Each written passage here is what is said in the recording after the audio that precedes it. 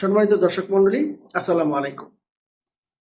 শেষ পর্যন্ত ঐক্যমত্য কমিশনে যে সমঝোতাটি হয়েছে সেটিও ভেস্তে যায় কিনা এটা দেখার বিষয়। বিষয়টি হচ্ছে গণভোট নিয়ে একটি মত পার্থক্য এতদিন ছিল। সেই বিষয়ে যখন মত পার্থক্যটি দূর হলো, সবগুলি রাজনৈতিক দল যখন একমত হলো যে ইয়েস, গণভোট হওয়া দরকার, গণভোট হবে, কিন্তু সমস্যা বেঁধেছে ওই জায়গায় যে এটা কবে হবে। এটা কি ফেব্রুয়ারি নির্বাচনের সময় হবে না তার আগে হবে?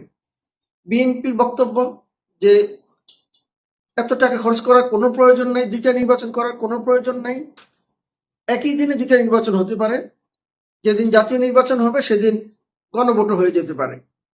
কিন্তু বেঁকে বসেছে জামাত, তারা বলছে যে না, আগেই গণভোট হতে হবে। কি রহস্য আছে এটার মধ্যে আমরা জানি না। আগে এবং পরের মধ্যে এই যে লড়াই, এই যে রশি টানাটানি, এগুলি কিন্তু জনগণ ভালোভাবে নিচ্ছে না। এতগুলো অনৈক্য, যেখানে একটা ঐক্যমত্য এসেছে, বিএনপি অনেকগুলি ছাড় দিয়েছে, তারপরও জামাত কেন এটাকে নিয়ে এত গড়িমসি করছে, এত রশি টানাটানি করছে? এটা আমাদের বোধগম্য না।